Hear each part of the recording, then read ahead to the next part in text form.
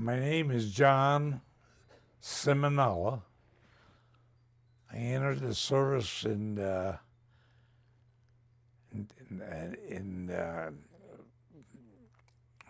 March of 1942. Were you drafted? No, I wasn't drafted. I enlisted for the Air Force.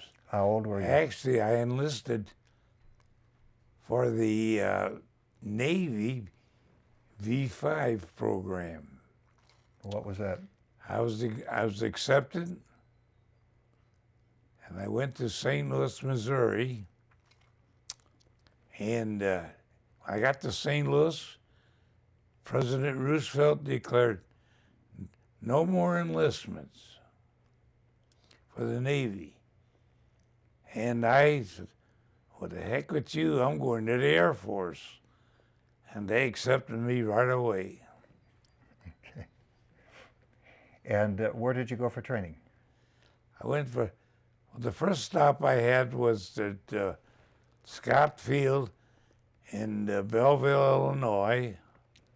And that was just for, I guess, for examinations and see. Then from there I went to Wright-Patterson Field and outside of Dayton, Ohio. And that's where there, and from that point on,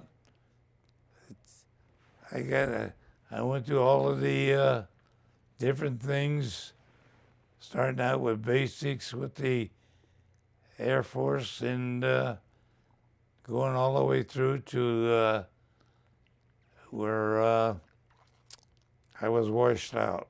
Yeah. You were washed out to become a pilot? Yeah. Oh, okay. And what was the reason you were washed out? Eyes. Ah, okay. Yeah, stigmatism and something else. So they're very strict. Sure. And so what did the Army, this was the Army Air Corps, I guess it was. At that time, it was the Army Air Corps. Right. Yeah. And in their infinite wisdom, what did they decide to place you? Where did they decide to place you? Well, I had an IQ of 135, which was pretty high. Oh. And so they put me on a crew that I would, and also trained because I on a bomber crew that and they also had me go to a photography school because we were going to be a lead crew, and was my job to verify our bomb, how we did on the mission with an 8mm cannon. I had to open the back end of the B-24 hatch that we used to get in and out, and lay on my belly and take an 8mm camera, and I'd verify it, the run as we go into the dropping the bombs. Yeah. Wow. So after your training in the States, where did you go to next? After training in the States, from there, we jumped on a plane, and we were going to Labrador on the way to England. And well, the co-pilot was same as Springfield, Illinois, also. So he said, John, we're gonna take a little bus Springfield, Illinois, and then go on to our stop. So we went by, and as we went the buses to where I lived in Springfield, near Concordia College, meanwhile I had improvised a little with a handkerchief and some cord, and I improvised, put it on the end of a 50mm shell, and and a note to my mom that I'm on my way to Europe. I dropped in the field and it was found. And somebody the other day, I guess the newspaper heard about it. From that point on was Labrador. Then from Labrador, we flew over Greenland to Iceland. Now, you know, we flew over Greenland, and there was a sheet of ice. Went to Iceland, and it was beautiful. You know, I said, man, somebody made a mistake. The misnomer on the countries by what it was because of the volcano in Iceland, that it was green. So what happened once you reached England? Did you go through Well, additional training? No, once we hit England, I was only there for one day, and then we went to Ireland, and we spent about, I would say, 2 months training in Belfast, Ireland. Then we went to England, 389th Bomb Group, and that's where I flew all my missions out of there. Where was that in England? Well, that was about 40 miles from London, down there in the near the channel. What went through your mind when you were assigned your first mission? Well, the first thing you remember as you getting ready to go is that you wake you up at 3:30 in the morning, and you go eat breakfast. Then whatever church denomination you belong to, you go there and get your blessing, and then you go to operations, find out where you're going. And I'll never forget, now as you walk into the room, the target was covered with a sheet, and when you got in, and the colonel said, I'll never forget what he said. He said, I hope you guys went your different church denominations. Only 5 of you will come back. 5 out of 5 airplanes out of 25. Really? He expected Yeah, there we to were be... going to the Ruhr Valley. The Ruhr Valley, when we pulled that sheet back and saw the Ruhr Valley, man, everybody turned white, because the Ruhr Valley, it's where the ball bearings works, was for the Germans, and all kinds of industry in there. And they had 280 88 millimeter cannons. And boy, as we were approaching the target, all hell broke loose. I mean, we were in the squadron underneath on the third portion of the flight, lower left section, and I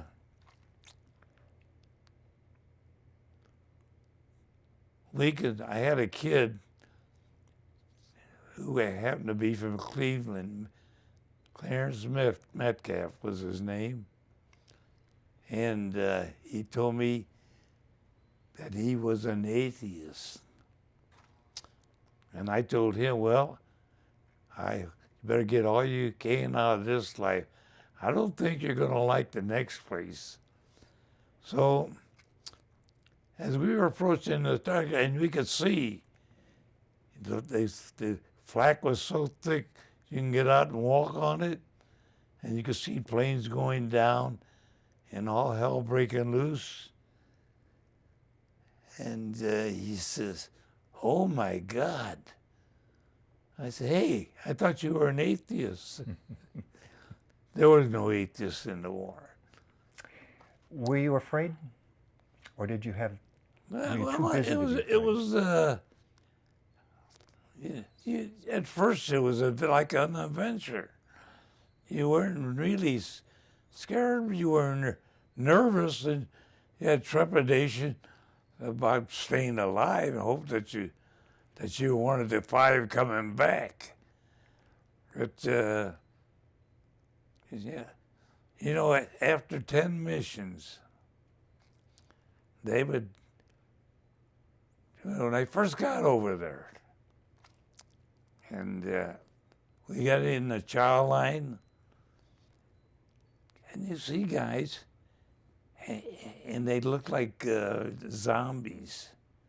They had that look, you know. It was scared. And that's why every 10 missions, they would pull you out and send you to Scotland to relax, regain your composure, and you know, and kind of alleviate the fear. But yeah, we were all afraid for our lives, you know, and we just prayed a lot and put our hands in the hands of the good Lord. Now, you mentioned you flew B-24s, I believe it was. B-24s. And that part of your job was to take photographs of the That's bombing correct. But were you not also a waist gunner? I was also left, yes, I would take, before we hit the target, I would man the gun on the left side, which was the most dangerous side. But that was my assignment. Why is that the most dangerous? Because it's the way that usually the fighters come in from that direction. I don't know why, but that's the way it was. And we lost more left side waist gunners than any other portion of the plane. Wow. Do you remember if you shot down any of the German fighters? Oh, yeah. Well, you know, we saw smoke coming out of the plane, you know, but you just open fire on them, and they're going 300 miles an hour. You know, that's, you know, you would try to find a couple of rad lead on them, and but it wasn't that you were more or less. They would come at you, and they would play chicken. They would fight straight at you, and if anybody lost their nerve and veered off a little bit, they'd wheel around and they'd shoot you down. So the pilots were told, when those guys come straight at you, just close your eyes. They're not kamikaze like the Japs. They want to live too, but they would do a half Immelman roll and go through the formation. And I swear, I sometimes I could almost I could see their faces. They were kids just like we were, you know. So I think when I first met you, you told me that you chose not to wear a flak jacket. Yep. Well, most of the guys wore a flak jacket when we hit the bomb run. Well, I had this thing open, the back hatch, and I'm thinking may have been 20 years old at that time, and I'm thinking, man, if I hit an air pocket, I'm going right out that hatch. So I put on a parachute instead of the flak suit. I said, if I fall out that thing, the heck with the camera, I'm going to pull the chute. So, but what I did is I put the flak suit full extent underneath my body. I was protecting my family jewels. Gets to work because I got 8 kids, so and I took pictures. That's how I did. Were the flak jackets themselves effective? Well, yeah. Well, you know, it all depends how the flak hit us, how close you were, and sometimes it would penetrate, but it did. Sometimes it was like, for instance, on one mission, the tail gunner, as we got through the frame, we were approaching the target, and the Messerschmitts were shooting at us, and my tail gunner, a piece of flak, also was, you know, responsible at times, but the flak, the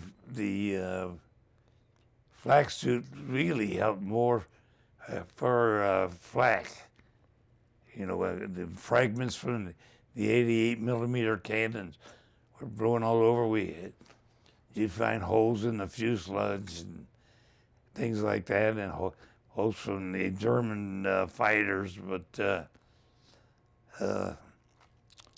he yelled all over the intercom, "I've been hit." And Harry Oker, who was my pilot at that time, said, "John, go back and check to see, check on the tail, see what's wrong, how bad he is." So I put on a oxygen tank, attached it to the mask, and I went back, and he said, "Vern, where you hit?" He says, "In my back. I could just feel the blood going down my back." So I quickly slipped off my glove, because, you know, it was 50 below zero, and I put my hand on his back, pulled it out and looked. It wasn't blood. He was sweating fear. It was water, man. That's what it was. I says, "Harriet, he's okay. He got hit by a piece of flak, but it didn't penetrate." Good. That, On your first mission, you said there were 25 planes going out, and the colonel said that yeah. 5 of them would not come back. Yeah. How many of those We planes? did a little better than what the guy said. I think we lost only 10 on that one. Oh. Yeah, they were fortunate, because they were. The thing about it, on one run, the B-17s, we would be down about 24,000, but the B-17s, because of their wingspan, could get up as high as 31,000. And since they were higher, the Germans figured if they knocked out, they were concentrating a lot on the B-17s, who were accompanying us, and figured if we knock them down, they'll fall down on the B-24s, 2 for the price of 1. Well, so they got most of the flak. So the 88s could actually get up to 31,000 feet. The Germans' anti-aircraft guns, they're 88s. I really don't know how high they got up there, but I know they got that 24,000 feet, I'll tell you that. But after that, I really didn't know, and I didn't care. Did you always fly with the same crew, or did they rotate? Well, I flew with the beginning crews. My first crew, I flew and trained in Riverside, California, Marchfield. And the last day of my training, I had to take an exam. And a kid from Ravenna, Ohio, took my place. When that plane left the ground, had to be 10 guys on that airplane. and he took my place. And I had this exam. About midnight, I went to operations and I said, "Where's my crew?"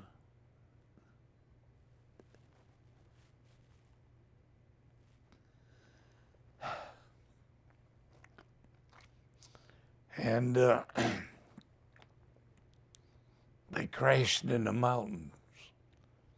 They all got killed. And I had to, because that kid took my place, the Army gave me a unlimited furlough. I accompanied the casket. They told me, stay with the family as long as you felt I needed you, then come back. I accompanied the casket on the train from California to Chicago, Chicago to Cleveland. Cleveland, I met the mortician. And we went to the funeral home, met the parents, and I was going to stay at a motel. And said, "Oh, no, you stay with us." And I slept in his bed. Of course, I didn't tell him that he took my place. And I stayed with them for about a week. I said, "Well, you guys look okay. I got to get back to the war or they come looking for me." So that's it. And I went back to the service. Then I got assigned to Harry Oker's plane. They called us Oker's Jokers. And I flew most of my missions with him. Then after we, in the Battle of the Bulge, we got shot down. And then I spent a couple with Sweet and Lowdown. That was the crew. My last 3 missions. It was something more, though. You got shot down in the Battle of the Bulge, but where did you land?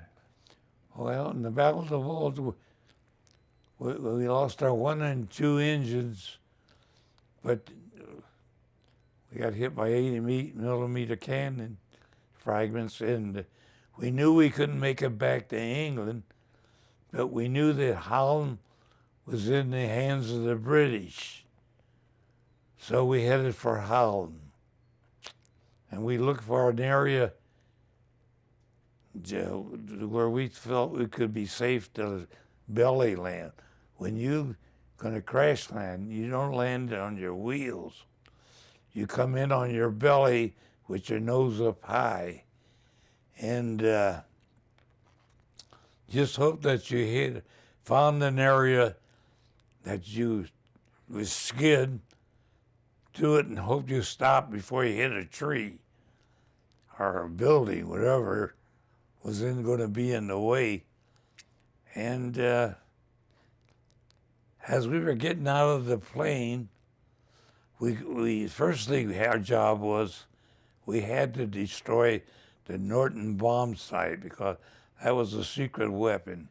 We destroyed that.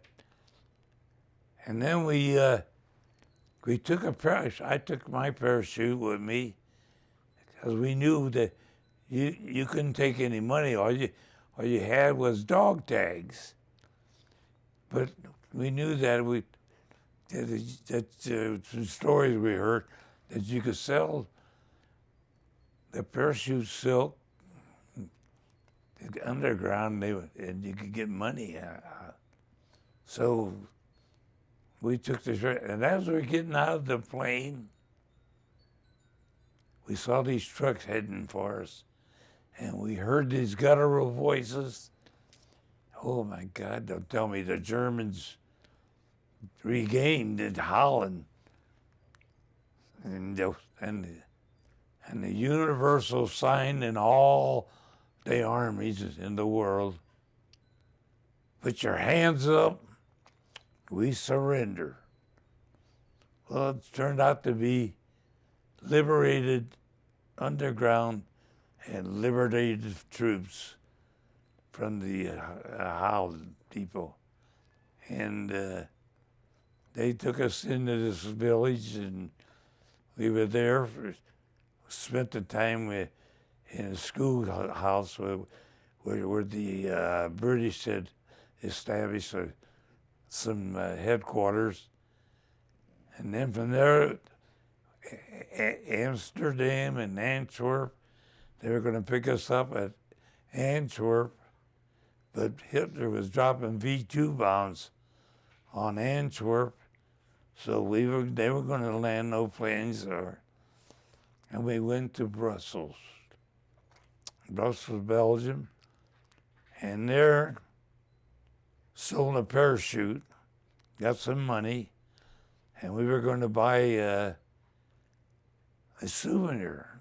And the pilot went into this, and I went in there, and we didn't like anything, and we were just about, we were ready to leave, and the woman says, wait a minute.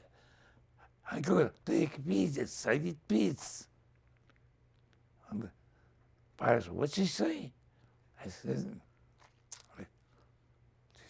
I think she said that she's going to take a piss. I said, boy, these people are really forward. I'm only 20 years old at that time, and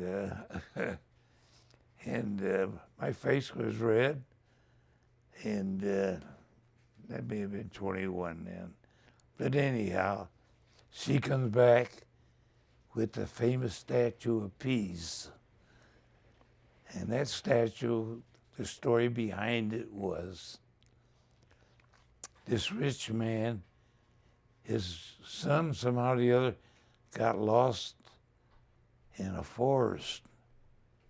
And he said, whatever way they find my son, I will make a statue in the middle of Brussels.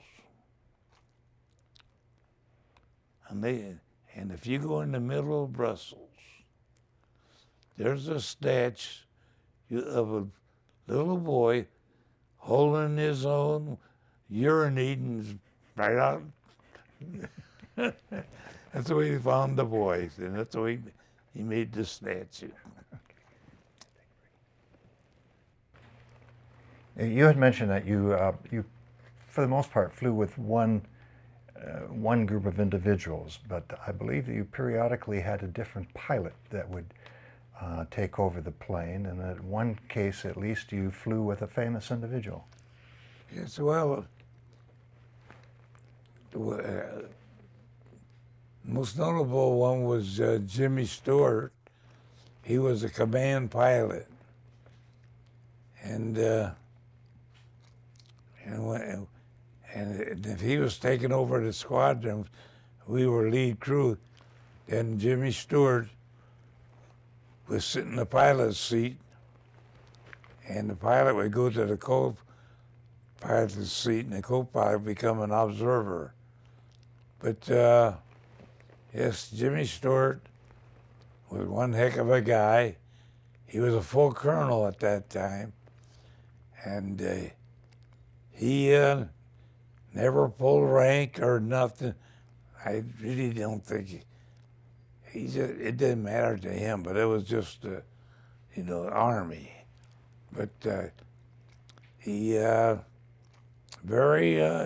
if you got out of line and you were in his squadron flying, and you strayed a little bit, you would hear him come over and say, hey, you dummy back there, you want to get killed? Get back here in the formation. So you would hear that. And one time, we were heading to bomb a target, and we were in the lower. Another colonel was leading the entire 8th Air Force into the targets, and we were in the lower echelon, and suddenly Jimmy gets on the intercom and he says, hey, heading in the wrong direction. And the colonel leading the thing said, "Hey, back there, just shut your mouth. I know where we're going. Just follow me." And Jimmy Stewart said, "No." I said, "No, you don't know. And our group hit the target, and the other guy, he got killed. He was hit the wrong target. So I remember that story. Yeah. There was a lot of controversy in England, I think, on the Allies and the United States and Britain about bombing cities and civilians. I know Dresden was terribly hit, and Cologne and Hamburg. Were you involved, sir, in any of those missions? Oh my God, Cologne. That's what anything was. But you know, we were told targets. We were really trying to hit either Hitler's headquarters or industry. We weren't trying to kill people. Really, that wasn't our intention, civilians. But see, now the funny thing about it, that Catholic church there never got hit. And it's still standing. Now they tell me it's still standing. But a story about that, back in Middleburg Heights, there's a German girl who was just growing up, and I told her, I said, and she says, yeah, we lived about 20 kilometers from Cologne. I said, yeah, I says, like a dummy, I said, yeah, I found that place pretty good. And she said, I know. She says, my grandmother never forgave you. I said, what do you mean forgave us? She says, Hitler started it, and we finished it. She says, no, you don't understand. We lived about 20 miles outside of Cologne. And one day, a bomber came over and dropped his bomb. And the bomb fell on our chicken coop and killed all our chickens. And smart asked me, I said, yeah, I bet you had chicken soup for a month. And I says, but let me explain something to you, Monica. Those bombs cost about thousands of dollars to make. I says, and we wouldn't waste it on the chicken coop. But what happened was over the bomb mission, one of them would hang. And I had to get out and walk on the catwalk and release it manually. And what happened, we wouldn't drop it on the city. We would wait till we got over an isolated area. And thinking, well, okay, we'll drop the bomb. Unfortunately, it landed right on her. It might not have been my bomb, but somebody's landed right on. I said, heck, if we had to hit it, we probably wouldn't have hit it. But it was just an accident, that's all. So how many total missions did you fly? 30. 30. To what do you attribute the fact that, I mean, you beat the odds. I think the odds were 1 out of 4 people, 1 out of 4 planes would not return. But yet you flew 30 missions. Yes. And returned in all, well, except that one that crash landed. Yeah. Well, hey, it was, you know, you had no selection. When your turn to go, you went. You know what I mean? And grace of God, I guess, wasn't my turn to go, or any of us. And as I say, we had casualties on the plane, lost a radio gunner, and got killed, and lost a right-hand side gunner, he got shot, died in the hospital. And well, nothing gory. That's one thing about it. We were a very fortunate crew. What was your attitude, maybe then and now, towards the German people themselves? Not so much the soldiers, but the German people.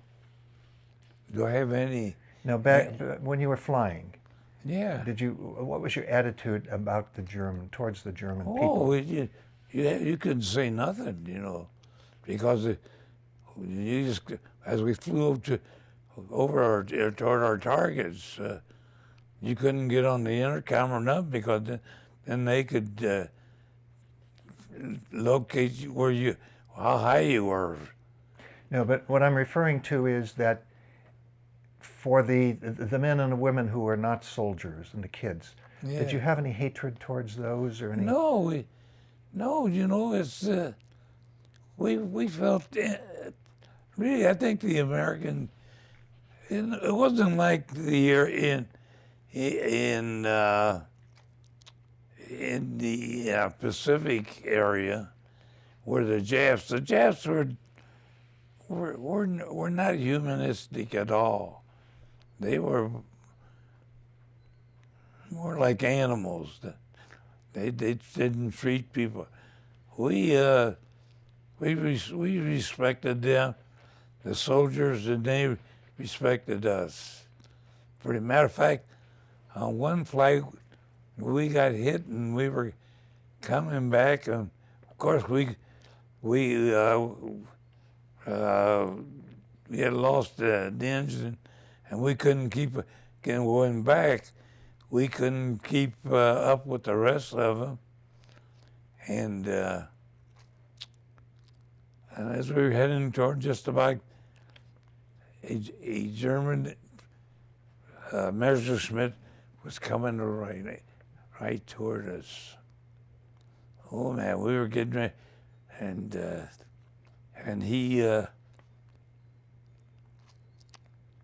he wavered his wings,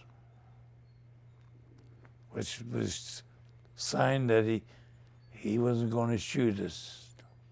I mean, he didn't want to get shot, and he almost was like an escort toward our.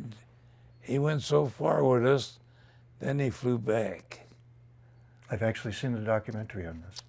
So I've seen a documentary on television, on YouTube, about this. I mean, there was a lot of that went on. We respected each other. We were all doing our jobs, and a lot of them didn't like Hitler. They didn't like Himmler or anything, but it was, they had to survive. So it was either them or us. After you were discharged from the military, and did you have a difficult time getting back and adjusted into? Well, I was very fortunate. During the in-between missions, we had a choice. A lot of guys got involved sexually. I was always afraid of the good Lord. I always obeyed the. I wasn't a womanizer, but if I wasn't playing cards, I would be in the gym working out, and I developed a 50-inch chest and 32-inch waist, and I think it saved my life, because after my discharge, I went to Santa Monica in California for reassignment. And he said, well, it looks like you're going to be flying B-29s. And I'm thinking, man, B-29s, that's the Pacific Ocean, and the Japs. I said, man, they already had 30 chances to kill me. I says, is there anything else? And he said, hey, you got a pretty good build. Did you ever play football? I said, yes, I did. He said, why? He says, the Personnel Distribution Command in Greensboro, North Carolina, are forming a football team. And man, I threw my chest at 50 inches out at him, and I says, Lieutenant, you found a star, and here I am. and I was assigned to play football in Greensboro with the team that was being farmed. Ted Shipke was going to be the coach, yeah. And we got assigned, and where they had the Greensboro Open, that's where we stayed. Right there, and that was, was a resort area. And I remember one time I'm going through the lobby, and this lady stopped me. She says, do you play football with those monsters? I says, yes, ma'am, I do. She says, aren't you afraid they're going to hurt you? I says, no, ma'am. I says, when I hear them coming, I run faster. Yeah, I remember it. But it was, I stayed in there, and we scrimmaged against West Point, and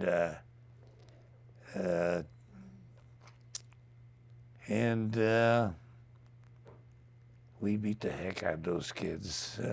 I was the only kid in high school. The rest of our guys were all Americans from different colleges. Kenny Cavanaugh of the Bears, he was one of the guys. And it was quite a thing. But I had accumulated 98 points. And you only needed 88 to get discharged. And but I was playing football, and I enjoyed it. And Carl Snavely, he was the coach over at the University of North Carolina, came over there and offered Mike Ridley and myself a scholarship to come over to play football. Why not? So I left. That's when I left the Army and got an honorable discharge, and I went to the University of North Carolina. I was on the football team for about three months. That was during, and I says, Coach, I'm homesick. I want to go home. I said, I'm sorry, but I'm going to have to quit. And he said, John, I appreciate what, and he said, you do what you feel you got to do. And that's when I went home. I have one last question for you before we wrap it up. Have you ever been back to Germany to visit any of the cities over which you bombed? Never intended to go back to Europe, period. And if I ever went back, it would be going back to Sicily. That's where my folks were from. And but I over there in England, they would say the English were nice people, but they were not as warm as the Americans. As a matter of fact, even the British soldiers, I'd go to Covent Gardens in London to dance. I love to dance. And the British soldiers, you Yanks, you're overrated, you're oversexed, you're overpaid. Yeah, and you English, you're underpaid, you're undersexed, and you're under Eisenhower. And that would shut them up. Oh, God. Well, but fish and chips. Fish and chips, dirty piece of newspaper with fish and chips on it. That was a delicacy over there. But that was it. There was no animosity. Well, in closing, I'm wondering, do you have any thoughts or messages that you'd want to pass on to the younger generations? There's a lot of younger kids, even younger adults, who really don't appreciate the significance of World War II and the sacrifice that men such as yourself made. Well, when I think that one of the best things I think I could do is, as it was stated, when I took the honor flight to Washington, they gave me a banner with my name on it and a thing, and it said on this thing, if you can read this, thank a teacher.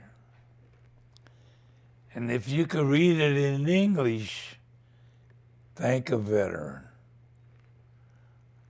I think that pretty well tells the story. They say that my generation, we were salvation of the world. Well, they call me a hero. And I would tell people, no, I was just a patriotic kid, loved my country, did my share, and the heroes were my buddies.